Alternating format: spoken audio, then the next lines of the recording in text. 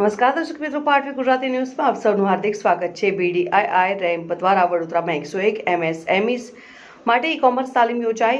RAMP યોજના હેઠળ digital marketing, brand નિર્માણ અને બજાર જોડાણ પર ભાર મુકાયો।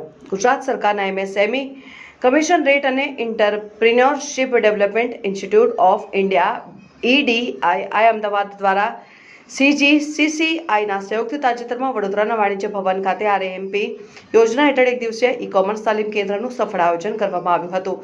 કાર્યક્રમમાં વિવિધ ક્ષેત્રોના કુલ 101 માઇક્રો અને સ્મોલ ઉદ્યોગ સાહસિકોએ ભાગ લીધો હતો। કાર્યક્રમમાં ઉપસ્થિતોને સંબોધતા EDIIના અધિકારીઓએ જણાવ્યું કે તમામ સહભાગી ઉદ્યોગ સાહસિકોની રેમ્પ યોજના હેઠળ નોંધણી કરવામાં આવી છે। સતત સંપર્ક અને માર્ગદર્શન માટે એક અલગ વોટ્સએપ ગ્રુપ પણ બનાવવામાં આવ્યું છે અને યોજનાના ભાગરૂપે સહભાગીઓને TNA ફોર્મ આપવામાં આવ્યા હતા, જેમાં ધિરાણની જરૂરિયાત અને બજાર જોડાણની જરૂરિયાત અંગે માહિતી લેવામાં આવી હતી। TNAનો મુખ્ય હેતુ દરેક ઉદ્યોગની ચોક્કસ સમસ્યાઓ અને વિકાસની તકો ઓળખવાનો છે।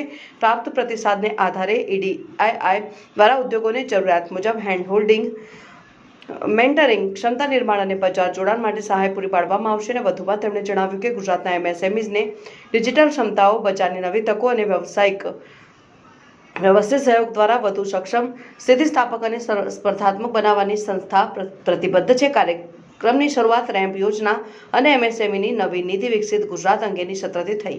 ત્યારબાદ ઈ-કોમર્સ વિષયક સંવાદાત્મક સત્ર યોજાયું, જેમાં ઉદ્યોગ સાહસિકોને મજબૂત બ્રાન્ડ નિર્માણ, અસરકારક બજાર વ્યૂહરચના અને વિશ્વસનીય ઓનલાઈન હાજરી દ્વારા ડિજિટલ માધ્યમોથી વ્યવસાયના વિસ્તરણ અંગે માર્ગદર્શન આપવામાં આવ્યું હતું। તાલીમ દરમિયાન ઉદ્યોગ સાહસિકોને બ્રાન્ડ ઓળખ અને બજારમાં સ્થાન નિર્માણ, વ્યવસાય વૃદ્ધિ માટે મજબૂત ડિજિટલ હાજરી ઊભી કરવી અને નવા ગ્રાહકો સુધી પહોંચવા માટે યોગ્ય ઓનલાઈન પ્લેટફોર્મની પસંદગી, ગૂગલ બિઝનેસ પ્રોફાઇલ, ONDC જેમ ઉદ્યોગ નોંધણી તથા ઈ-કોમર્સ માર્કેટપ્લેસનો અસરકારક ઉદ્યોગ તેમજ દ્રશ્યતા અને ગ્રાહક જોડાણ વધારવા માટે વ્યવહારુ ડિજિટલ માર્કેટિંગ વ્યૂહરચનાઓ અંગે વિગતવાર માર્ગદર્શન આપવામાં આવ્યું। આ ઉપરાંત Walmart Vriddhi master class, digital roots for growing MSMEs અંતર્ગત ડિજિટલ વિકાસની વ્યૂહરચનાઓ, ફ્લિપકાર્ટ માર્કેટપ્લેસની તકો, CBT અને MSMEના માટે ક્ષમતા નિર્માણ સહાય અંગે વિશેષ માર્ગદર્શન આપવામાં આવ્યું હતું। આ માસ્ટર ક્લાસના પરિણામે 6 ઉદ્યોગ સાહસિકોએ ફ્લિપકાર્ટ સેલર તરીકે નોંધણી કરાઈ હતી, જ્યારે 4 ઉદ્યોગોએ CBT માટે નોંધણી કરાઈ। પાટવી ગુજરાતી ન્યૂઝ, રાજુ સુભાઈ।